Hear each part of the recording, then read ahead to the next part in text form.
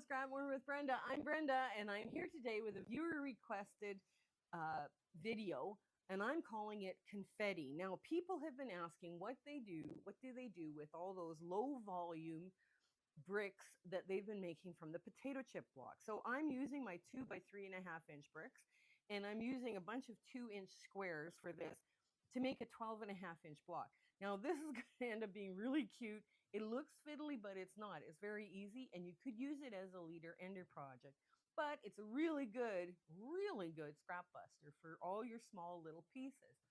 But before we get into the sewing and how we're going to do this, I want to talk to you about April Singleton and at April Singleton, and it's made in the shed quilts. Now, I'm going to have her YouTube video or link, channel link, April Singleton, in the show notes below, but I understand her business is made in the shed quilts. So she's very talented, just new, just starting out. So want to give her, go give her a peek and see what you like, and share, like, and subscribe if you like what you see there. So, like, I just found her the other day, and I was just like, oh, yes, we have to give her a shout out. She's going to be a lot of fun. Now, the other thing you're going to find out in the show notes is the Zoom sew dates from now until May, and we'll start posting other ones later on once we firm up our camping with our grandchildren. So once we do that, you can mark it on your calendar. Come. There's so much fun to be with, and it's a very international community. We have people from Europe and the UK, New Zealand, Australia, and it's just sometimes we have South American and Indonesia, and those ladies are all lovely. Those people are just great. And there's not the communication barrier that you might think there is. So it's been a lot of fun. Now, the other thing is our Facebook group. We are sharing pictures, asking questions, taking polls, doing fabric swaps. We have community chats for all sorts of things that we're doing. And we have a virtual sewing room. And that virtual sewing room means that you now have a virtual sew date 24/7 every day of the week. It is so much fun. You never know who you're going to meet in there. But the people that you're sewing with, they start to become friends. So it is a really warm, welcoming community. So if you're part of the Facebook community, come check us out on Facebook. Now, I also do free speaking engagements to quilting groups and quilt guilds, and I do them for free, but I do them over Zoom. I no longer have a trunk show of 300 pounds of quilts that other speakers have. I have pictures, the best ones I could take. And what we've done is we're basically, trying to explain what I teach on the channel and promote quilting for others, or, charity quilts and all the rest of this stuff. So it's been a lot of fun doing those speaking engagements. I have met some amazing, warm, talented, lovely quilters. Wow. I am so impressed. So come on in. Let's get to the sewing here. Okay, so we're at the sewing machine, and I have 28 2 by 3.5-inch rectangles here that are all low volume. I have 8 squares, 2-inch squares, but I only need half of them to be snowballed with like this, the flip and stitch method, and I have 32 2-inch squares of color. So we're gonna have some fun just rolling through this, and we're not going to think too much. We're just going to make half square triangles just by running them through, and we don't have to worry about. We're just going to run them through all the same way. Let's put it that way. This is the simplicity. This is why I say this one's a perfect leader ender. This one goes so well with so many different things, and you can put it together very quickly. So. There we go. Oh, we'll put one of these with this. There, yeah, that'll be good. Get that one. Oops. You just have to, these squares, you just have to kind of line them up, and then stay to one side of that imaginary line that you've got. And yes, you can use Christmas print. A little low volume Christmas print is in there. That's fine. To just make sure that you're sewing them, as you're sewing them, they're all going the same slant, because otherwise that destroys the symmetry in the block, right? You want to have all your blocks going the same way. And this is kind of the hardest part about this block is putting all these little squares on. So, you know, once you're past all those little squares, I mean, this comes together very quickly. Well, let's get this, another one done here, like so. You only do 4 of the squares. You don't do all of them. So some of the squares here are just for show. And I have some duplication in my little squares, but you can see this thing really good. You can see right now, this is a really good scrap buster. So, yeah. So what has been happening in your life? My life, we're working with others. We're doing a big collaboration here, and we haven't set when it starts or nothing, but it's, I'm kind of happy to do this big sew along with people. I think we'll have a lot of fun with it. You know, it's going to be one of those things that just, okay, I can hardly wait for it to start. It's like, okay, you just got to stay calm, right? I have a couple more designs I got to make, and it's, you know, it's just going to be a real fun way of doing stuff, right? A little different. I've never done a collaboration quite like this one, and I haven't seen them like this online, so it should be fun to do. I'm not going to give you more details than that, except I'm really, really, really excited about this. I'm really excited about having the opportunity to hang out with these very creative people, and I'm just, like I say, I just can't get over the fact that they were agreeable to this. So I was just like, yay, yay. So it should be fun. It should be fun. Okay, so as we're going on, the hardest part about this is these little corners. Now, if you're doing this as a leader ender, and you're going to make 35 blocks, or, you know, whatever, 35. So you have a 7 by 5 by 7 layout, so you can make a twin size quilt.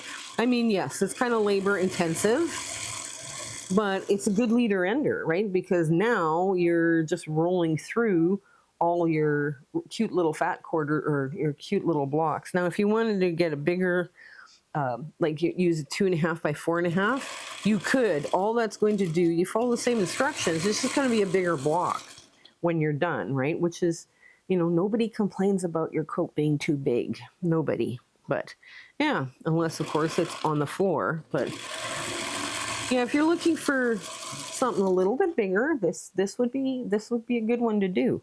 You know, oops, that one goes that way.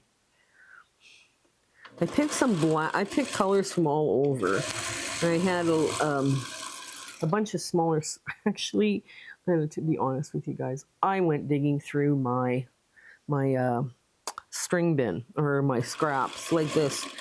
When I'm down in Tucson, I put my crumbs and strings together because that's the easiest way that I use them. I haven't got the big storage systems that I have in Canada here, and I don't want to set that up because all the fabric migrates south or migrates north, right? So I'm not really keen on the idea of having a bunch of stuff, you know, for all of that here, and then what do you do with it, right?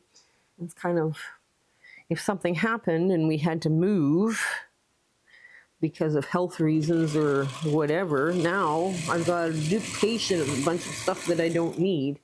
So I figured, okay, we'll do it this way. Oops, that one goes that way. It's gonna, yeah. So basically, I pulled this out of what most people consider, other than these blocks here, I can pull this out of what most people consider garbage. So, and it's a cutie. It's just such a cutie when it's done. And okay, there. And we got some Mickey Mouse fabric in here too, which I'm just gonna let pop in. Now, the darker squares I am putting in with the more colored low volumes. I'm trying to, so we have good contrast within the little block. So if you're wondering why I'm twisting them around like that, that's why. Okay, almost done, almost there. Okay, do we have enough squares? Oh, we're over by one.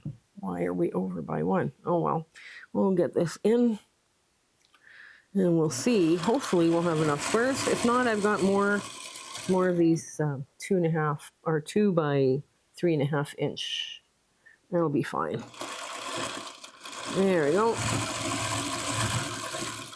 I'm just going to put you to the side because I don't know. I don't believe that we did this. Anyways. Okay, here's another one sewn. Okay. So what you're going to do is you're going to put them so they're all colored side up, right? It's easier to deal with. There. Oops. That goes over there.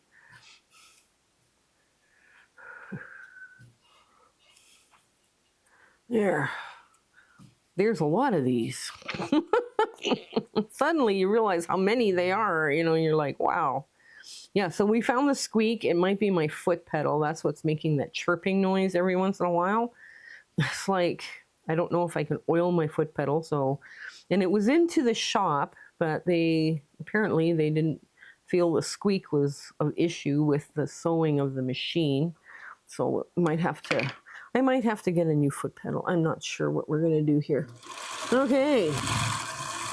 So now, get the last square off and we'll see where we're at. Okay. Now, what we're going to do is we're going to take these and we're going to see which way it works best. Now, this is the slightly larger square, so I'm just going to give that a quick trim. And that's going to be finger pressed up into a triangle. Right? Just like that. And this is the bigger side.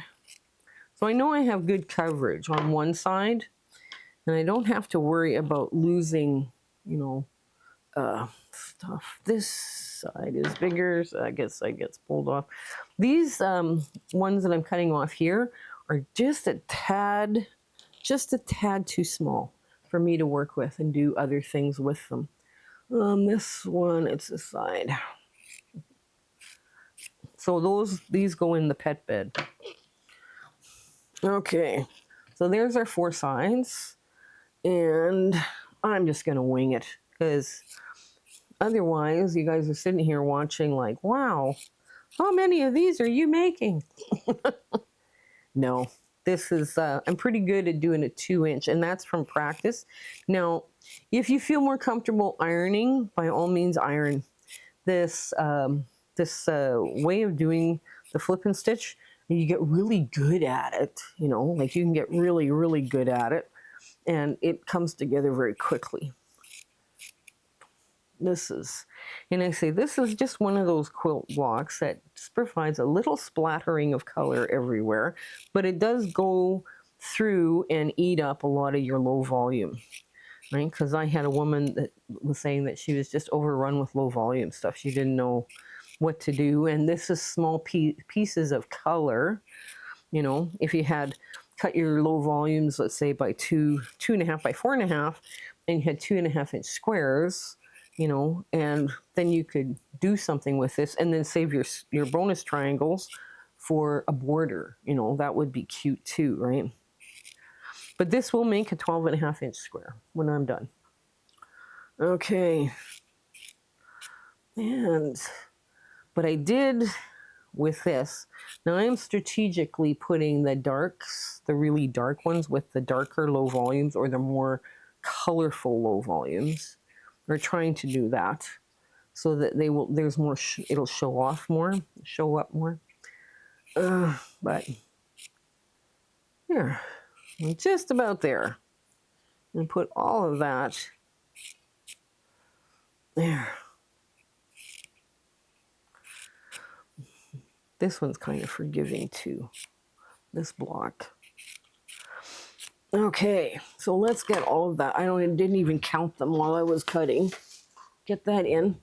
So now we're going to lay this block out. And the first thing I do, I guess I got to push these up out of the way So I go 4 across the top. Okay. And I just, randomly shove them up there, right? And then I do a plain and a little 4-patch, right? A little triangle there. And then I go the next row. Now I have lots of the ones that look like really white.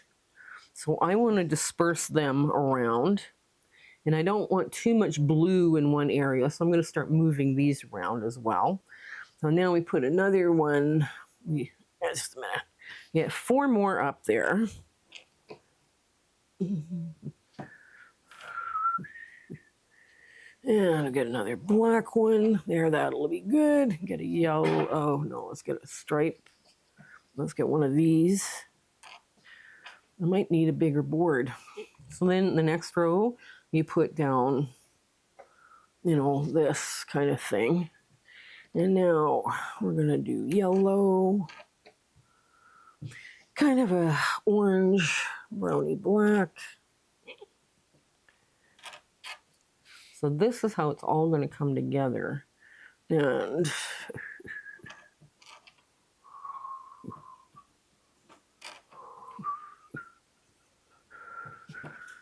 there, I'm starting to see it come together. Oh, that's not going to work. Oh, let's try this.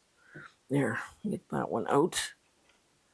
You want to mix up your colors. You don't want too much black in play, and you don't want too much light stuff in play. Oh, okay, so put red. Yeah, we can go red, and we go purple. Okay, and we're going to go, not all of it fits. Oh no. Oh no, not all of it fits. Okay, we got this. We got this. We got this covered. It's all good. It's all good.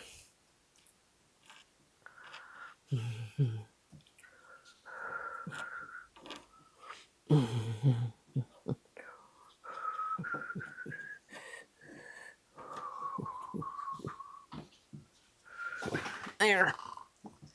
And there. So there we are. So far, so good. This is what we got. And no, it doesn't all fit on the board, right? So, because there's all this. So let's start just by putting 2 together, right? The very first 2. And I'm going to change feet, because what's a video of mine without changing feet? I did cut one extra. Oh well, that's okay.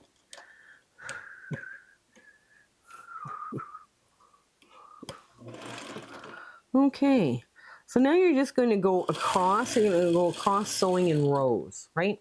So now you can either take 2 from this side or take 2. It's up to you how you want to sew the 2x2s together, right? I would, try and not, well, if you've got the colors the way you like them, try not to mix them up. But, I mean, that happens too, right? Don't be too hard on yourself if you do make a mistake. And, okay.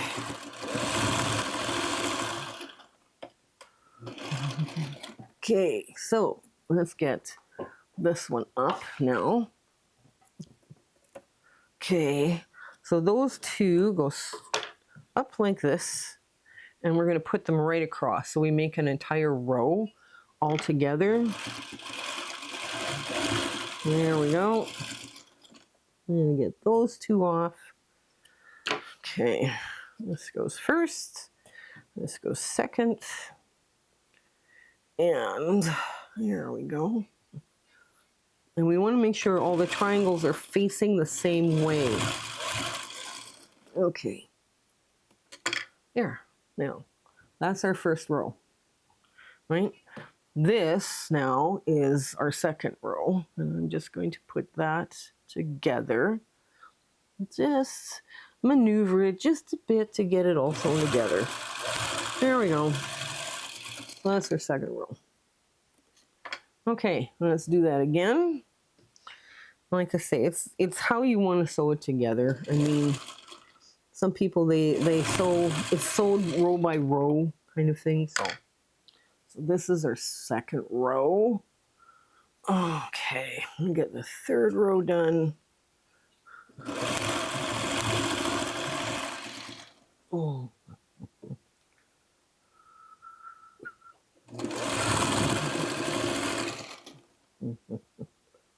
There. You can see how it's kind of starting to build together. Now, I say this one is a really good scrap buster because you could do this as a leader ender while you're doing something else, right? Now, that's important that you have something like that. And you build two of them at a time that way, right? You build two of these at a time. Let's just get this apart. And we'll sew that together just like that. Line it up, move it out. Okay, that's the third row. And we'll maneuver this to get this fourth row. Yeah, it finishes at 12.5. Doesn't look like it's going to, but it does. It's kind of like, there's so many little pieces in there. Oh my goodness. No, it works. Trust me, it works. I didn't work on this one beforehand, but I know it works. So the math will work. We're very good at math. So, all right. We got 2 blocks in there on that row, but that's okay. We are 2 blocks in that row. Ah, there we go. We're just about there. It doesn't take long to put into rows, right? That's the thing. That's the other thing, people.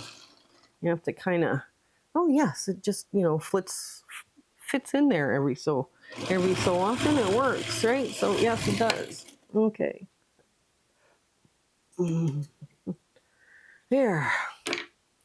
There's the hardest part's over, right? That's the other thing. The hardest part here is putting on all these little flip and stitch triangles, and that's all been done already. So now it's just a matter of, pick it up, sew it, right? Pick it up, sew it. That's not hard. I've got a bunch of fun neutrals in here too, actually. Okay, get that one done. Okay, here we go. And there we go. Get that under. Oops.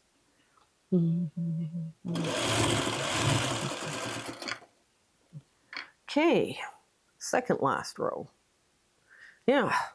I've been playing around with this idea for a while. And I thought, this would make a cute quilt if you had, just, you wanted just a little pops of color here and there. That would be, it would be a real perfect one to make. Okay.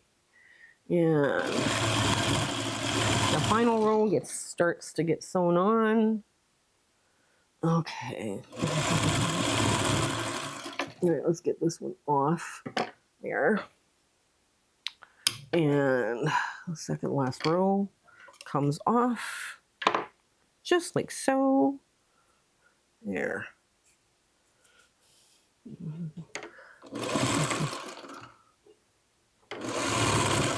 There. And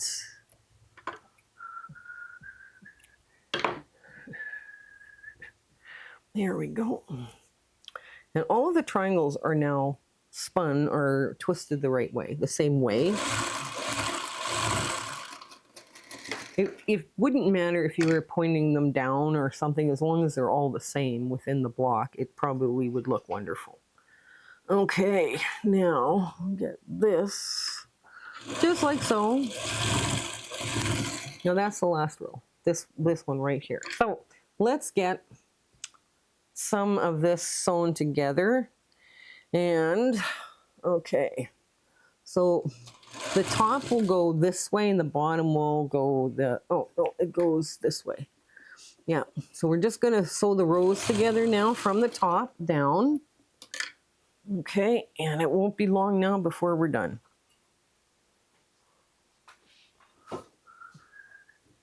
There, we're just gonna press them that way. The bottom goes this way and the seams go that way on the top. So that's, the seams both go this way. Oh, that's why. Okay. The seams both go the same direction, but they're going in different directions, right? Because they're offset. The blocks are offset. So that's why. There we go.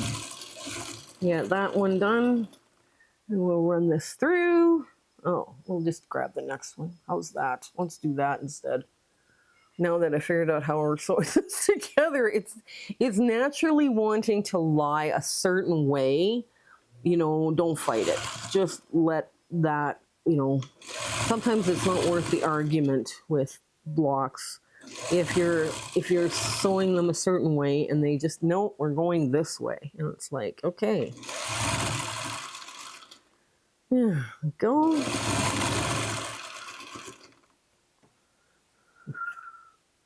And you line up the end and make it all fit nice. Here we go.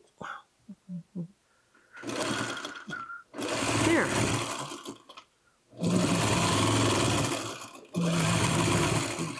There. Well, there's the first row and the second row. Now, you're going to just flip it like that, and hopefully it'll lay flat enough for you to sew together.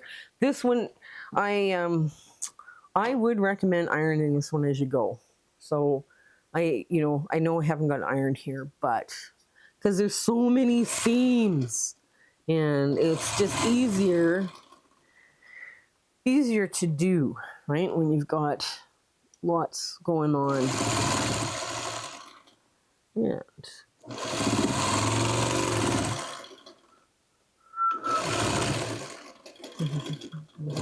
there we go. Yeah, the last one. Okay. Now, okay, put the second and the last one together, and my foot pedal has taken off. It's like, I don't want to sew anymore. Oh, please. Please stop. It's one of those days, I guess. Okay. All right, there.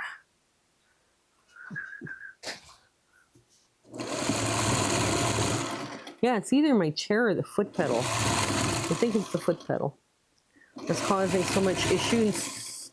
That chirping in the background. Because we don't have a bird. We have a cat. And I, quite frankly, I think it would be cruel to have both a bird and a cat, because I know what my cat is like. Okay. Here we go. Just like that. Nice. Now we're going to put these two top rows together. And we're just going to keep sewing them. Just like very quick. Very, very quick. It didn't look like it was all going to fit together, did it? When we first started out here, but it did. There we go.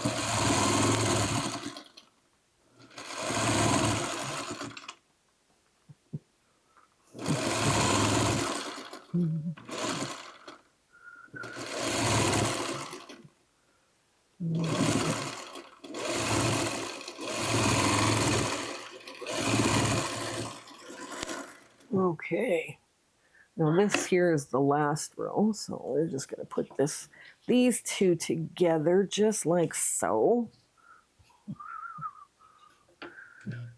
There, and then we've got one seam left after this one.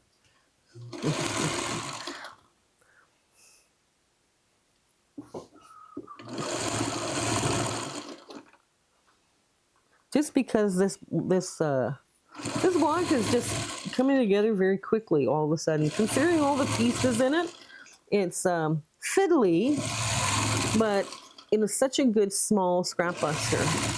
You know, I think it would make a great scrap buster if you did it bigger. But sometimes I have to do things that are smaller because my scraps sometimes are not that big. Let's just run a quick little triangle, half square triangle through and get them both off. Okay. All right. Now this is the top. Oops, this is the top. And this is the bottom. So now we're going to put that together. just like so. Okay, and get that out of the way. Now,